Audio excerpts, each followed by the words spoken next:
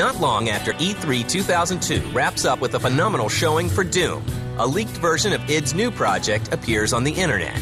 We would get mail from people saying, I played the demo and it had all these problems. Whatever, it's not a demo, it was a stolen, leaked executable. The notorious sort of Doom 3 alpha wasn't really even an alpha at all. It was actually a build of the game that had been built up for E3 that I'm not exactly sure how it got out. People got a hold of that, and of course, it began to distribute over the internet. We'd obviously prefer that something like that never happen, but it doesn't really hurt us that much. It's a distraction when we have to worry about running damage control and spinning some of the issues in there. Today, we can look back on it, and as bad as it seemed at the time is that we've certainly been able to overcome. But I don't think that there's going to be anybody that got a hold of that for some reason that won't buy the game because they saw that. It's obviously too far away, too much has changed since then. id forges ahead, making advances in a new area.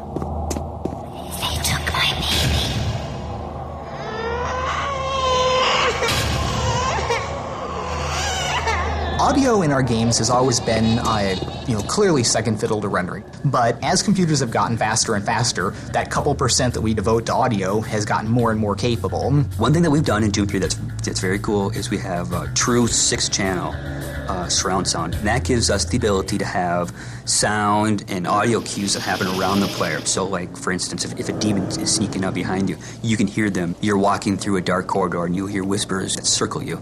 It really kind of gets the player into the game because they're like in a wave of sound. And Chris Brenna, the former drummer for Nine Inch Nails, is brought in to lend his talent to the music in Doom 3. In Doom 3, the music is a little bit different than what we've done in previous titles. Usually, what we had is like a soundtrack that looped throughout the entire level or area that you're in. But in Doom 3, what we try to do is kind of make the world around you almost musical in its ambient sense. It's all kind of very, very different, very fluid, very changing and unique. id's new game is also being developed for the Xbox.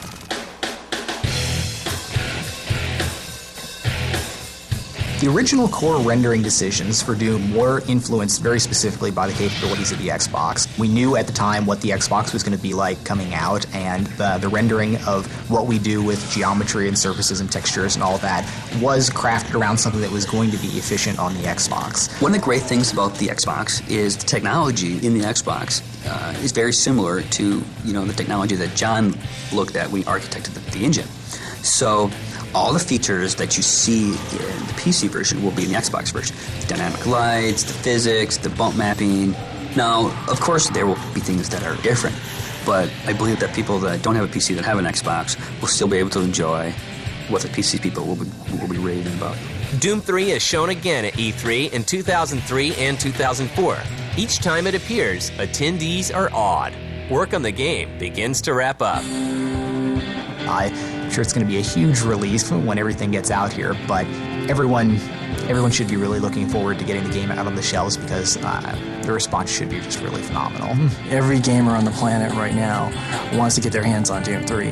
What I've been most proud of in Doom is the way that the technologies all kind of come together and really provided a seamless experience, whether you're playing the game, searching, fighting the monsters, or interacting with the GUIs. It's all come together to be a very nice kind of seamless package for the player. The thing that makes me the happiest is when people come to id, they play the game, and they say, you know what, that was great. It was better than I thought it was going to be. And before Doom 3 is even out the door, the team at id is already looking to the future. We have decided we're not going to go back and do a Doom 4 or another Quake game, which is, Quake 4 is already in development at Raven, and Return to Castle Wolfenstein, basically the sequel to that, is a project that's already in the works in another studio as well. So our job will be making something new, and we've decided we're going to do a new IP, a new brand for id. After any project, I've usually got a pretty big list of technologies to explore. There's other just wild research ideas that I'm going to be pursuing on there. The next project is actually already in the works. We have some rough ideas. We started on some very simple concept art. We are a small team. We make games to stay in business, and that's what we need to do. So we will start on the next title relatively quickly. I think 20 years from now, we're going to look back at id as being a fundamental source for all that is great about interactive entertainment, and that there's going to be no way that there's not an id chapter when they get around to writing the history of interactive entertainment.